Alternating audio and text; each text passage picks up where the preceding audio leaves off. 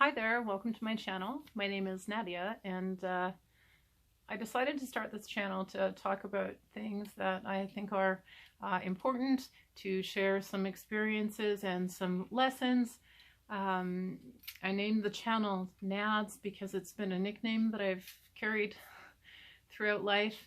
It's also slang for balls, which I think I've had to have a lot of in order to deal with some of the things that I have, and also sometimes takes balls to speak out about some things, and that's my intention with this channel. My glasses are reflecting light. Sorry about that. I guess the coating didn't work. This video today, I wanted to talk about symptoms of lymphoma. I was diagnosed with a type of lymphoma in January of this year, and in having the symptoms I was having leading up to my diagnosis and after, YouTube and online is a place where I went to get a lot of information about what was happening, and I found it really helpful to watch videos of other people's experience. It helped me learn about what I'm dealing with, so I thought I would do the same. And so today I'm really going to talk about the symptoms of lymphoma and the specific symptoms that I had leading up to my diagnosis, because that's a question a lot of people have asked me. What were your symptoms? And it's also information that I was searching for leading up to my diagnosis when I was trying to figure out what was wrong. So that will be my video today, and I'll also talk a little bit about lymphoma and the specific illness I have so that you understand that, and I'll also talk about the symptoms. So lymphoma, what is lymphoma? It's a cancer, malignancy of the immune system. So it affects lymph nodes, it can affect bone marrow, can affect blood. There's two broad categories of lymphomas: Hodgkin's lymphoma and non-Hodgkins lymphoma. I don't know too much about Hodgkin's. The type that I have is a non-Hodgkins. So under non-Hodgkins lymphoma, there's about 80 different subtypes. And I have one of those many subtypes. And then of that subtype, this is like a subtype of a subtype of a subtype. So I have a type of non-Hodgkin's lymphoma called SLL, small lymphocytic lymphoma. It's a subtype of a broader category of non-Hodgkin's lymphoma called CLL, which is chronic lymphocytic leukemia. So there's SLL and there's CLL. And they have two different names, but they're the same malignancy. The difference is just where the malignancy starts in the body. So SLL, CLL is a malignancy of an immune cell called a small b cell. So you've got small b cells, large b cells, killer T cells, probably other ones that I don't know the names of, but these are all cells that are produced within and work for your immune system. So a small b cell is a cell of the immune system that produces one of 5 different kinds of white blood cells called a lymphocyte. A lymphocyte's primary job in your body is to fight infection. So when a person has a lymphoma, I believe the other kinds of lymphoma too, not just the one that I have, but the lymphoma, how it affects your body is such. The malignancy occurs in the cell for one reason or another. Some they are known or suspect, others they don't know. I'll talk about that in a different video. But it happens when a malignancy or damage occurs to a cell. And something happens in the immune system where that cell kind of hides. And your immune system doesn't catch it and flush it out. And the thing about mutated cells, or should I say damaged cells, the thing about damaged cells is that, or what we call cancerous cells, is that they reproduce more quickly than a healthy cell, and they take longer to die than a healthy cell. Some cases they don't die. So what happens with an immune cancer is it eventually takes over your lymph nodes and your bone marrow. So your body loses, like I said, the ability to fight infection. So that's a basic description of lymphoma, and the one I have, SLL, being a small B cell malignancy. Again, SLL and CLL are the same illness. The difference lies just in where the malignancy starts. So in chronic lymphocytic leukemia, the malignancy arises in the bone marrow and spreads to the blood and the lymph nodes.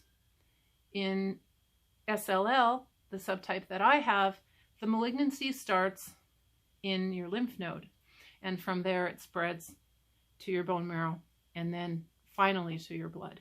So that difference is just, the difference of the illnesses just lies in where they arise. But those differences also have a bearing on diagnosis, because with CLL, it's most commonly diagnosed when someone's having a routine blood test for something else, and it comes back with a really high white blood cell count. That's the big red flag, and right away doctors will notice that and, you know, look into it. So that's CLL, because it starts in your bone marrow and shows up in your blood right away. It will show up in the blood. Small lymphocytic lymphoma, the subtype that I have, starts in the lymph nodes. It's a little trickier to diagnose because it does not show up in a blood test. It can be very, very, very advanced before it shows up in a blood test. So for example, in my case, I was having all kinds of testing and whatever, and all kinds of symptoms, and they really couldn't figure out what was wrong, because my blood tests were all normal. So I ended up finally being diagnosed by a lymph node excision, which from my neck. I don't know if you can see that, but they had to remove a whole lymph node. Actually, I think they removed 3, and then they sent those to pathology and they identified the malignancy. So that's how I was diagnosed, not by a blood test. And then the other thing to know about this illness, SLL and CLL, is that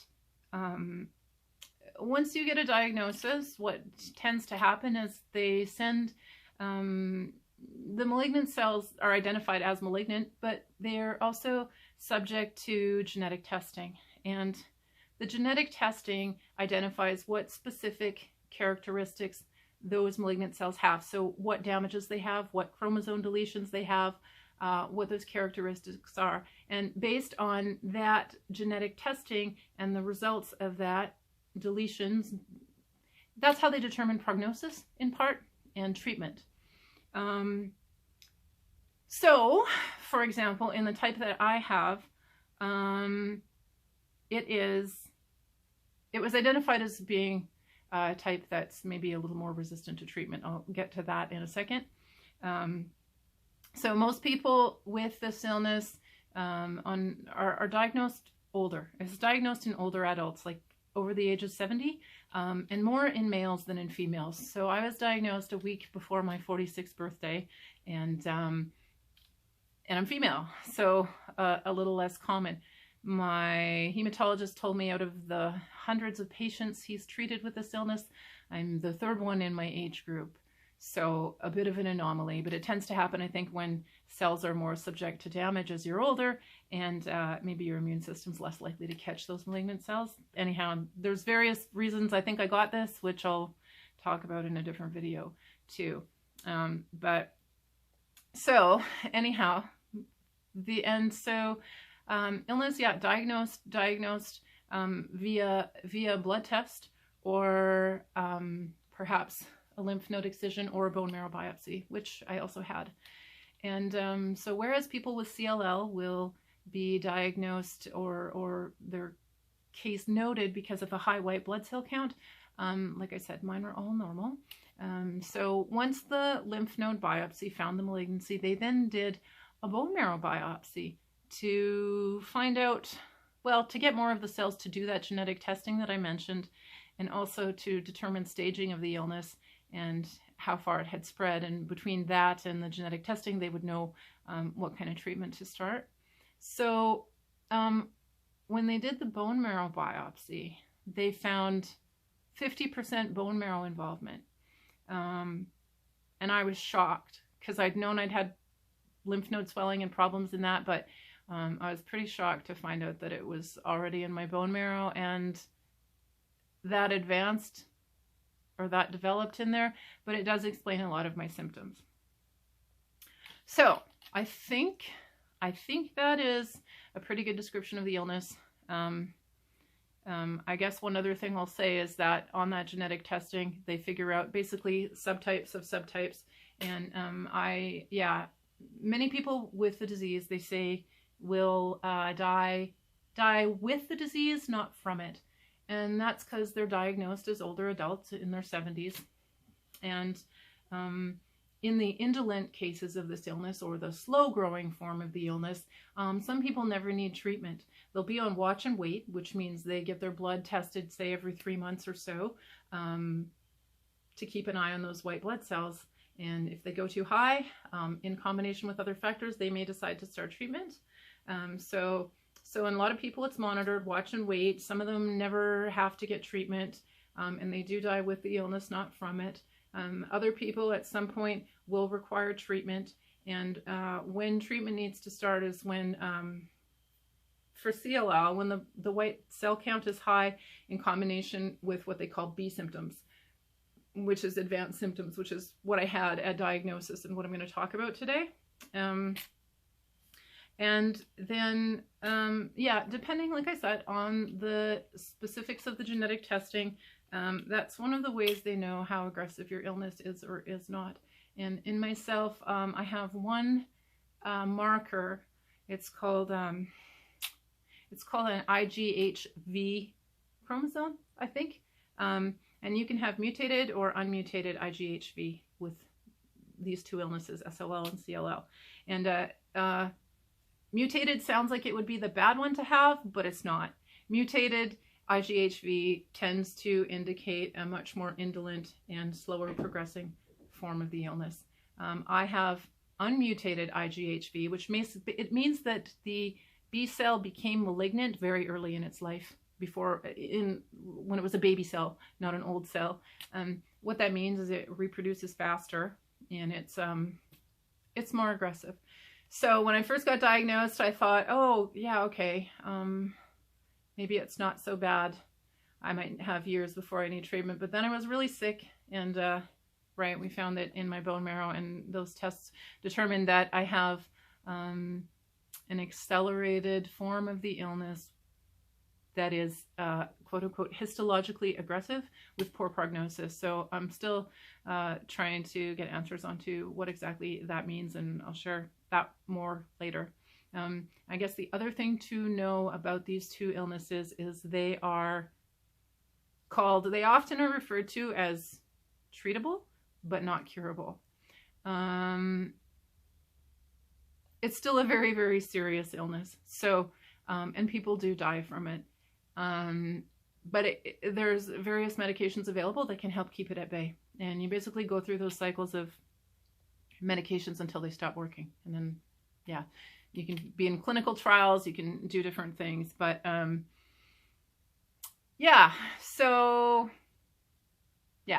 in treatment. We'll talk more about that later. But symptoms. So what symptoms did I have? And there's stuff that happened a long time ago that I'm going to talk about that I noticed that I didn't know what it was, and I now know is related. So starting maybe like 10 years ago, I had a reaction to mosquito bites. I was actually in Cuba and got bit by a lot of mosquitoes and came home, and those bites were welts. They were big welts and like 100 times itchier than a normal mosquito bite, and I never used to get welts from them before. So I remember thinking, well, either there's like really some kind of virulent mosquito in Cuba, or I have some immune response, some immune thing. And then I got mosquito bites back at home, which was Saskatchewan, Canada, and the same thing was happening. And I just looked at them and thought, oh, must be an immune thing. Suddenly I have this reaction to mosquito bites. I found out later that that's common with this illness, that people will develop severe reactions to bites. Another thing that started about 6 years ago was I got a rash on my torso, and that kind of spread around. It was like a red kind of mottled rash. And I remember looking at it thinking, that's weird. Must be something with my immune system. But it didn't hurt, and it didn't really itch, and it just kind of was there, and I didn't pay it much mind. I then moved to BC, which has got a very humid climate compared to Saskatchewan, which was dry. So I wasn't surprised when the rash didn't go away, because I kind of had an idea that perhaps it was fungal or related to humidity. So after having that rash for maybe 2 years, I finally went to a doctor, and he said, oh yeah, that's a fungal infection called Tinea versicolor. Here's some antifungal cream. So I used that. It went away, and then it came back. When it came back, I never went and got it checked. I just wasn't too concerned about it. And then actually, as I developed all these other symptoms that I'll tell you about, that rash spread, and it spread all over my butt and thighs. And that's by then when I'd had other symptoms, and I knew something was really wrong. But when I first got this rash, I just thought it's a rash, right? Doctor thought the same thing. Another thing I noticed for a number of years, maybe the last 6 years or so, was really slow healing. So cuts, scrapes, wounds, even a pimple, I used to heal so quickly, like fast healer. And suddenly, no, I'd get a scrape on my foot and it would be there for months. I even asked a doctor about it once, and he said, yeah, I think you're just a slow healer. And I chalked that up to age. I think that started happening around the age of 40. And I thought, yeah, well, you get older, you don't heal as fast. But no, as I found out later, also, that's a symptom, or that's because of lymphoma. Didn't know it at the time. I had a thing where I get itchy underarms, almost like lumps under my, little lumps under my arms and itchy underarms. And I thought that was from shaving. I thought that was from shaving my underarms. So I never gave it much thought, even when there was small lumps under there. I was just like, oh, the shaving. And I had that for maybe 3 years. Didn't think anything about it. Then about 2.5 years ago, I developed really bad itching on my lower legs, particularly at night. And it was insanely itchy. And at the time, I was living in a house with a cat, and that cat was discovered to have fleas. So I thought, oh, am I getting bit by fleas? But the strange thing was, there was 3 other people in the house, and nobody else was experiencing any bites. But I thought that's what it must have been. And then the cat was cured of its fleas, and that still kept happening. So I just thought, oh, I don't know, bugs, invisible, I don't know. I just didn't think too much about it, even though it was really weird. But again, found out later that really bad itching, particularly on your lower legs and particularly at night, is a symptom of lymphoma. It's because as the malignancy is spreading, it affects your immune system, and your immune system reacts by releasing something called cytokines, and those come to the surface of your skin and cause really bad itching, as well as small papules and bumps that might look like bites. So that's what I had. Didn't know. And then last spring, April, beginning of the pandemic, I was at work one day, and I had been having a lot of tightness in my chest, kind of chest pain. And it just came on really strong that day. This tight pain in my chest, some breathlessness, and this wicked pain up the back of my neck and into my skull. And I got a hot flash. And of course, it was right at the beginning of COVID. We hadn't been sent home from the office yet, but we're like, oh my God, COVID. So Nadia, go to the hospital. So that's what I did. Went to the hospital. They weren't testing for COVID at that point yet. They did an x-ray. My chest was clear. They said, well, we can't say you have it, but we can't say you don't. So go home and isolate for 14 days. So I went home. I went to bed with this most excruciating headache I've ever had, feeling like I got hit by a truck. And I woke up 3 days later and it was gone. And I was okay. Then I continued to isolate because I had to. And so that was that. And then in about July of last year, so just a year ago, I started having the chest pain again, and the real tightness in my chest and shortness of breath. And I also developed really high anxiety at the same time. And I remember wondering why I suddenly had all this anxiety that was so bad. And, you know, I attributed the chest pain and the breathlessness to anxiety because that can be a symptom of anxiety, and same with heart palpitations. But I later found out that actually anxiety can happen with, it can be a symptom of lymphoma for various reasons. And the chest pain and tightness and shortness of breath is also a symptom. And it's not necessarily from the anxiety, it's from having swollen lymph nodes in there. So that happened, yeah, a year ago.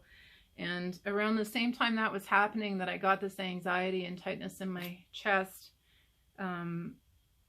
I did some photos. So I had some photographs taken in a lake, and I remember looking at those photos, at my stomach in the photos, and my lower abdomen was really distended, and I hadn't gained any weight, but I just remember looking at those photos and seeing my abdomen is swollen, and that never used to be there. And I remember being concerned, like thinking something was up with that.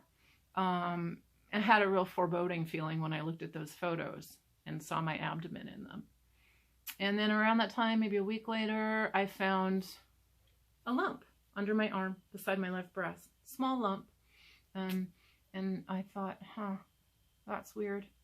I had gotten some lumps in that area before with like PMS and that sort of thing. And it was about a week before my period when I found that. And so I thought, okay, well, maybe it's from my period. I'll wait and see. And if it doesn't go away, I'm going to go to a doctor.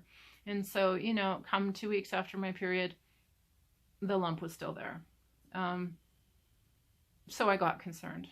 And I think around that time I started to do some Googling, and because like that lump really set off a red flag for me. And all those other symptoms that I just described kind of popped up in my head, and I went, wait a second. So anyhow, it's around that time that I started looking, and I knew that I should get it checked out. And I've got a list of symptoms to tell you, so I don't forget any. Oh, okay. And so around that time I started going to doctors to try to figure out what was going on. And in September of last year, I was again at work, and I developed a sudden sharp pain in my left hip, and I could hardly walk because it was so painful. It came on really quickly. And what's going on? And I had already been experiencing fatigue, and just like this sense of like something's really wrong. And then that happened. So scary. But so I went home, got home, ended up on the floor of my apartment for like 3 hours because it was so excruciatingly painful. I couldn't stand up.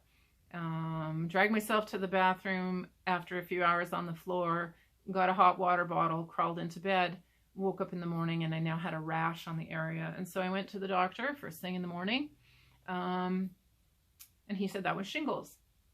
So I got diagnosed with shingles at that time and given Valtrex to help clear it up. And also, what I didn't know at the time, shingles is really common in people with lymphoma because the lymphoma causes you to have a suppressed immune system. And so that virus that causes shingles, the chickenpox virus, gets reactivated. I think it's herpes zoster. So it gets reactivated due to a compromised immune system, and it's very common for people with lymphoma to have shingles. So that happened. I was, becoming more and more suspicious of the seriousness of what was happening at that time. And then around that time, I got this burning pain in my neck, came back, just excruciating pain. And then all these lumps swelled up in my neck, which I knew were lymph nodes in the front and the back. And I'd have this, constant pain. It would like move around, shoot up my neck. It was quite painful. I couldn't have fabric, like a scarf or clothing against my neck because it was so uncomfortable with the swelling. It felt like I had rocks in my throat. And my voice became hoarse. And so that was happening. And then that pain that I had in my neck started to radiate into my collarbone, down through my arms, into my elbows, and even into my hands. Was rough. And again, the whole time I'm trying to figure out what's wrong, and I'll get into it later, but the doctors were kind of telling me that I was just anxious. I started having heart palpitations, so I'd be laying in bed with insomnia, also a symptom of the illness.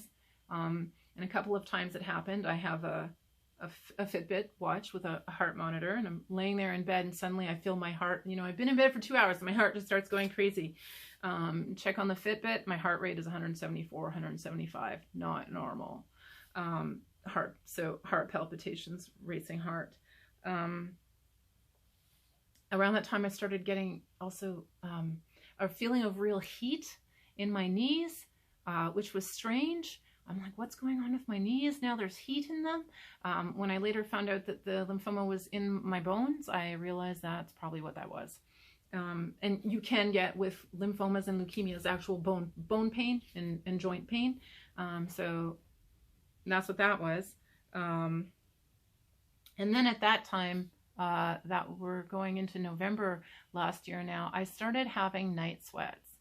So night sweats is like you wake up in the middle of the night, your clothes are soaked, your bed is soaked, and you don't have necessarily a fever.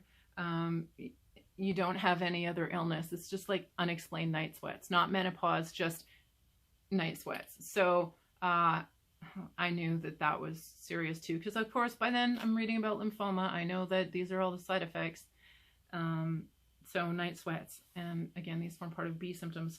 I got pain when drinking alcohol. That's also a symptom of lymphoma. So even a small amount, a few sips, or maybe a drink. Some people get really bad pain in their lymph nodes from alcohol. They don't know why, but I had that. Perhaps one of the biggest symptoms that I had that's like the most pervasive and challenging for people with this illness is fatigue. So starting last spring, when I had that attack in April, I started getting really tired. And I used to be a person, I'd go into work and I'd be amazed at the amount of stuff I'd accomplished by 10 a.m. So many tasks, so many stuff, so many things done. It started to become harder and harder for me to do those kind of tasks, and things that used to be simple and easy for me to do were really exhausting, and I didn't know why.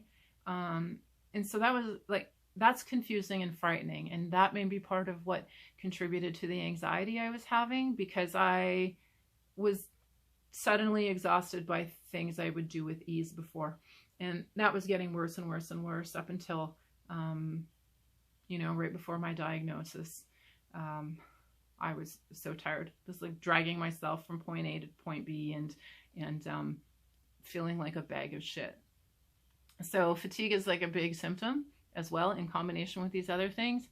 And the thing about that is that fatigue doesn't necessarily go away when you start treatment for this illness. So it'll be there in untreated illness, but in treated illness, you're either having chemotherapy or a targeted agent, a small molecule targeted agent, and that's an immunosuppressant. And those treatments also cause fatigue. So kind of like having double fatigue. That's a big part of the illness. So all these symptoms, and the only symptom of lymphoma that I'm really aware of as being a defined symptom that I did not have was weight loss. Yeah, I think that's because we caught the illness when we did.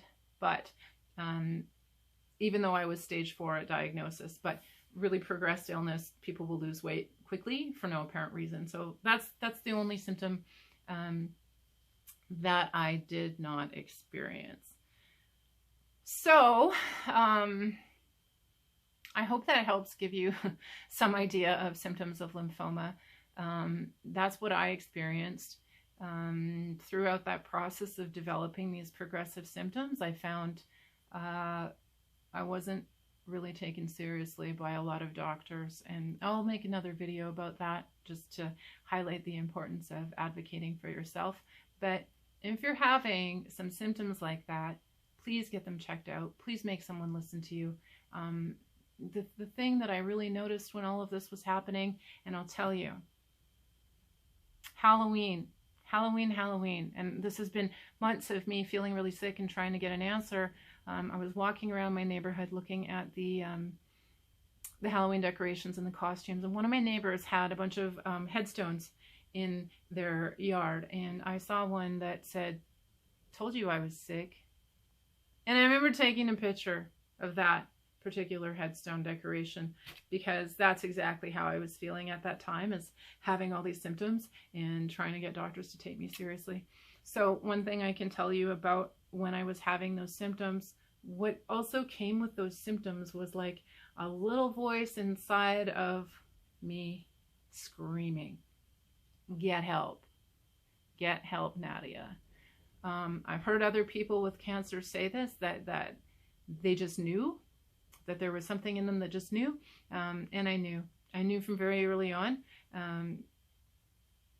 that I had a lymphoma, and it was like a matter of getting doctors to take me seriously and follow up and do the tests. So by the time I got diagnosed, that was in January of this year, like I said, they found it in my bone marrow, and it was called a stage 4. So staging is from 0 to 4 of the illness, and staging depends on whether or not you have B symptoms, which is like the swollen lymph nodes, the night sweats, the fatigue, that sort of thing. If you're not having those symptoms, that's like they don't tend to treat. But once you start having B symptoms, that's when they'll look at treating the illness, and that's also how they stage it at diagnosis. So at diagnosis, they look at where the swollen lymph nodes are located on your body. If they're on one side, it's one stage. If they're on both sides, it's a further stage. And then whether it's above or below the diaphragm is further staging. So at diagnosis, I had swollen lymph nodes on both the left and the right side of my body, as well as above and below my diaphragm. So that was 3 or 4 different groups of lymph nodes, as well as a distended spleen, which is like, it's an organ, but it's kind of like a giant lymph node too. So, and because I had, it's called lymphadenopathy, generalized lymphadenopathy. So multiple swollen lymph nodes above, below, side to side, as well as the infiltration of my bone marrow. I was a stage 4 at diagnosis. And again, that genetic testing said that it was aggressive, so I had to start treatment right away, which I'll go into in another video. And so just something to know about that, is staging. And stages with blood and lymph cancers are a little different than with a solid tumor, a solid cancer. Solid cancer, a stage 4 means it's, I don't know if I say this word right, metastasized, spread to other regions of your body. And once you have a stage 4 of a solid cancer, it's the prognosis tends to be not good, and it's pretty hard to treat and hard to save people at that point. A stage 4 of a blood cancer is still really serious, because obviously that's like the last stage. But a blood cancer, a lymph node cancer is liquid. And so when you start a treatment like chemotherapy or the medication I'm on, it just kind of goes everywhere and starts to kill all of those cells throughout your body. And so it's easier to treat and bring back, I want to say.